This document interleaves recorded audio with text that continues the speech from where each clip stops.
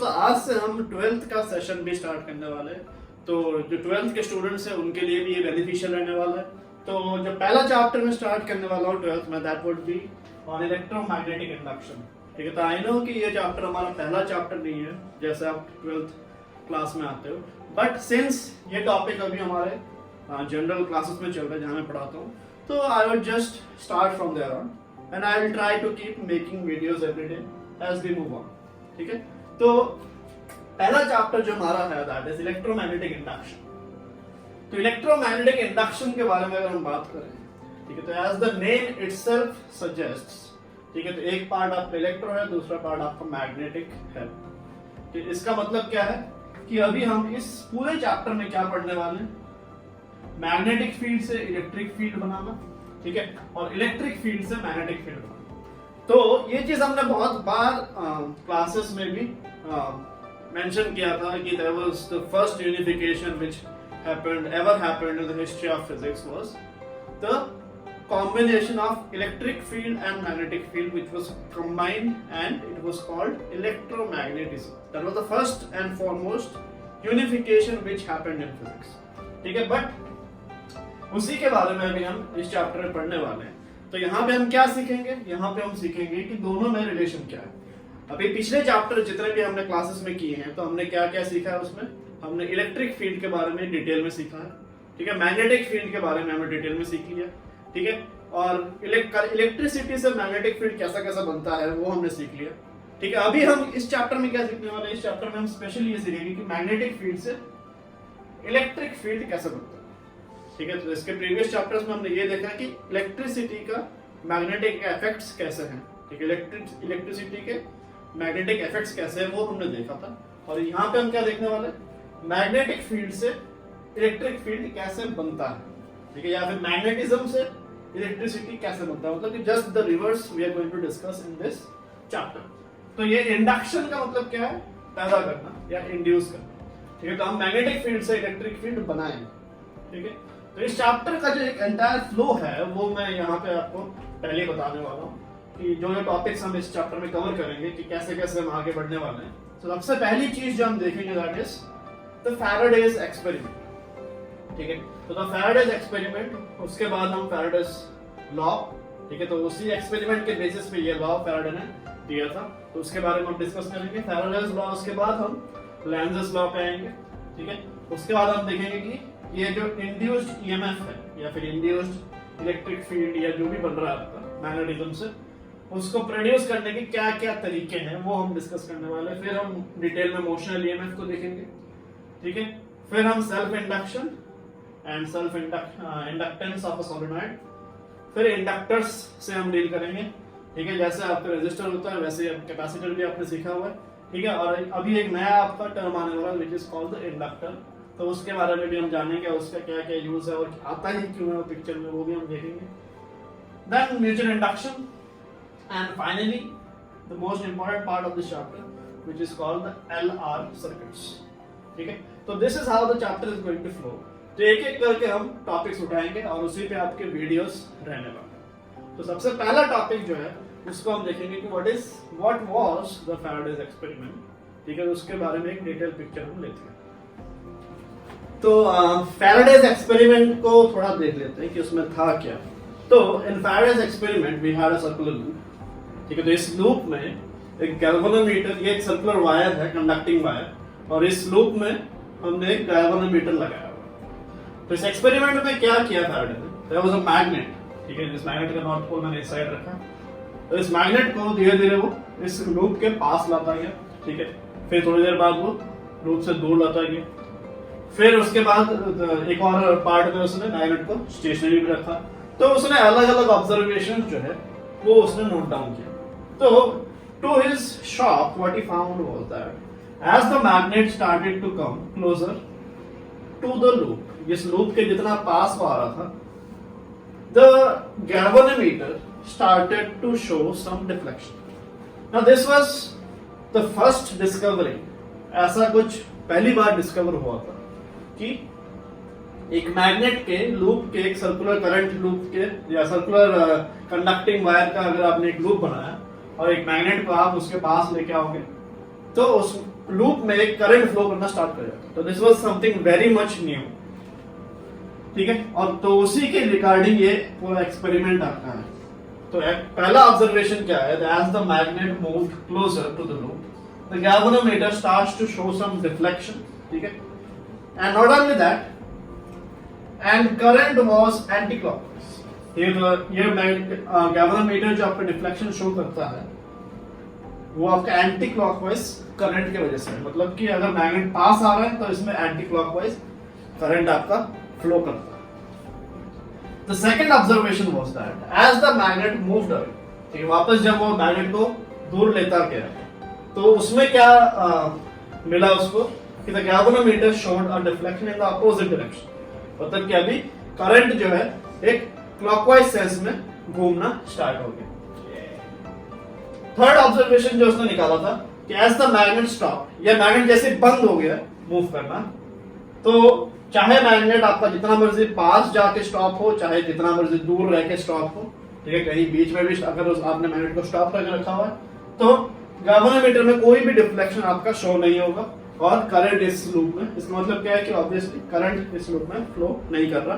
तो reason being galvanometer करता है, गैल्वेनोमीटर का जो बेसिक काम है that is to detect current, ठीक है। तो डिफ्लेक्शन अगर वो शो कर रहा है इसका मतलब क्या है कि करंट फ्लो कर रहा है।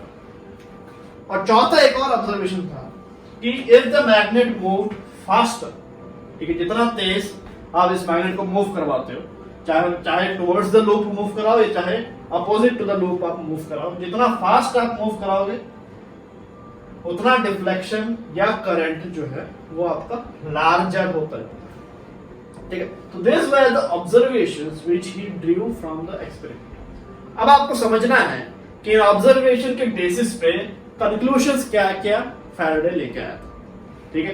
तो बहुत ही फंडामेंटल लेवल पे आपको देखना है कि ऐसा क्यों है कि मैग्नेट जब स्टॉप हो रहा है, अगर हम एक सिंपल सा क्वेश्चन पूछे कि ऐसा क्यों है मैग्नेट जब स्टॉप हो रहा है तो इस लूप में करंट आपका फ्लो नहीं हो रहा, ठीक है।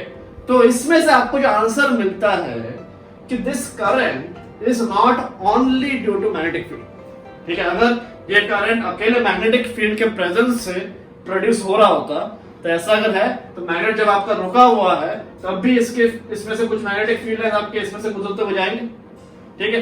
तो ये लूप जो है even if the magnet is stationary, this loop is still in the presence of a magnetic field. इसके अराउंड एक मैग्नेटिक फील्ड है जो इस मैग्नेट का है, ठीक है।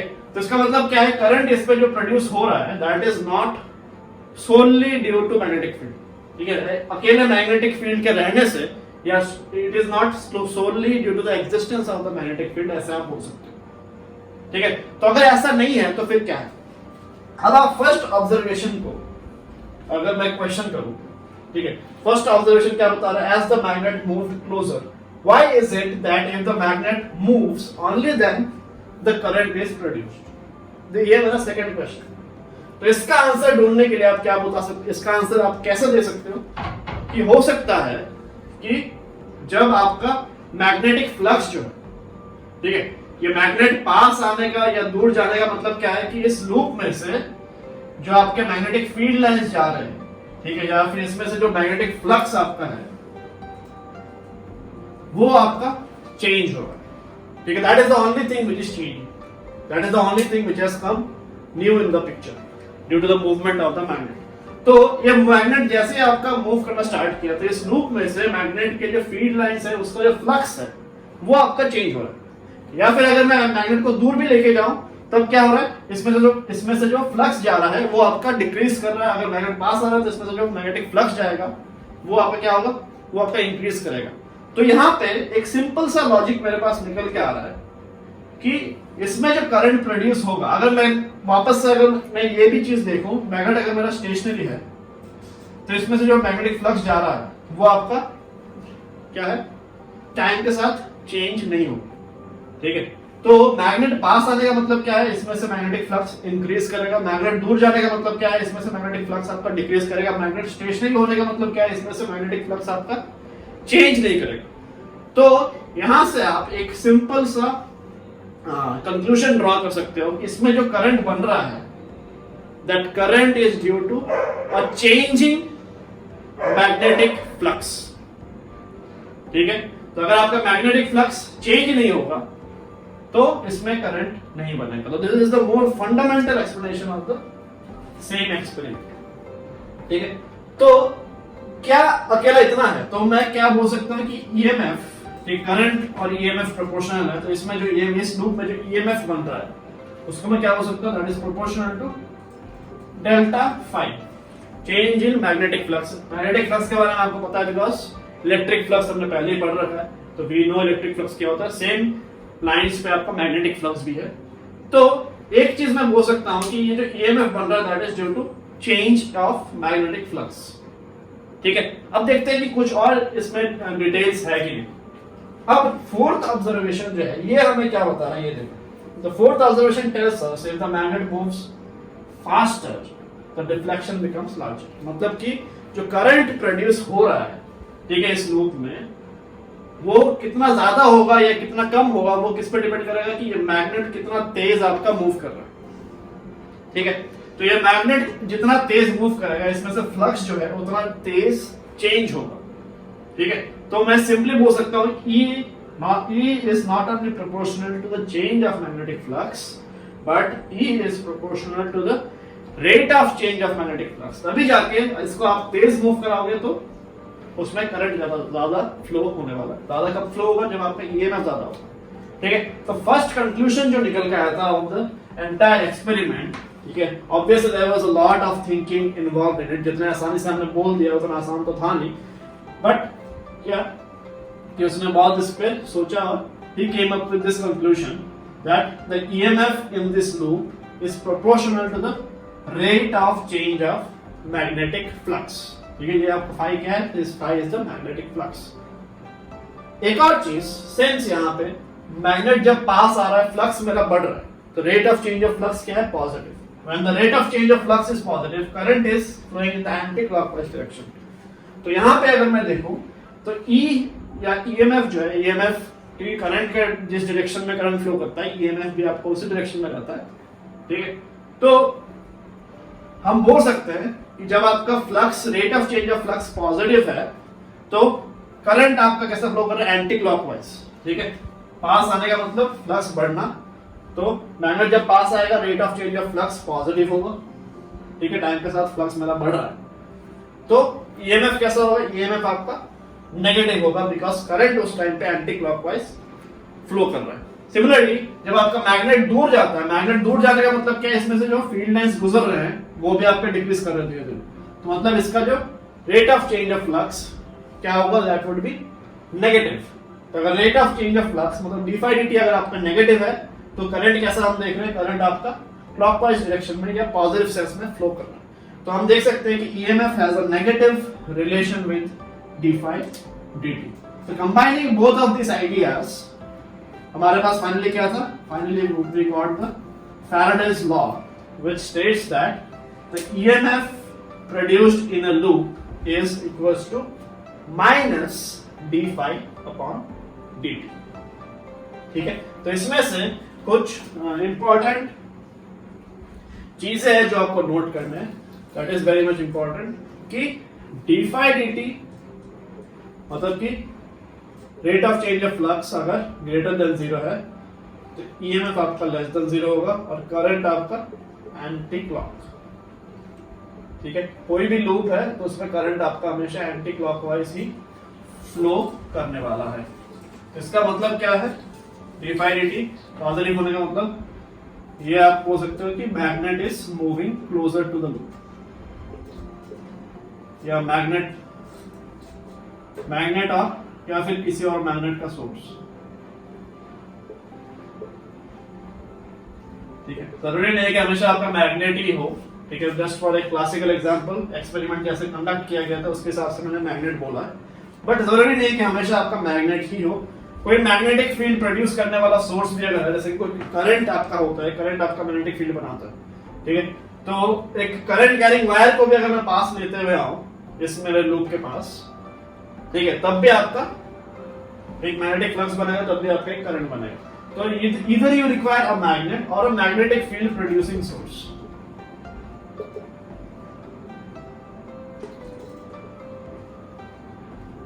कमिंग क्लोजर, ठीक है। तो जब क्लोज आएगा तब जाके आपका डिफाई dt ग्रेटर देन 0 होगा। अगर डिफाई dt आपका लेस देन 0 है तो E क्या होगा, E आपका ग्रेटर देन 0 और करंट आपका clockwise.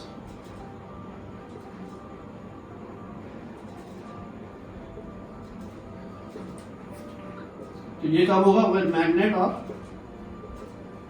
magnetic source is moving away।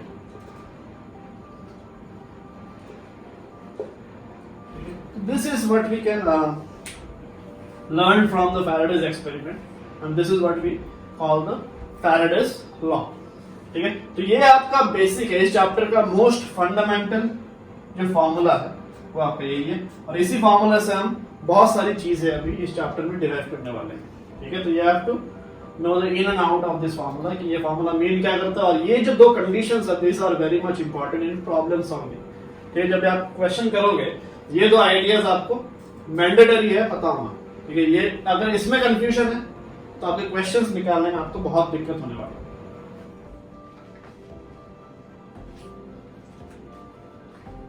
तो आज का जो हमारा वीडियो है वो हम यहीं तक रखने वाले हैं, ठीक है। I hope you like it, ठीक है। जितना हो सके इसको सब्सक्राइब करो मेरे चैनल को, जितना हो सके आप इसको शेयर करो ताकि हमारा चैनल और से ज्यादा और स्प्रेड हो, ठीक है। तो thank you so much and have a good day.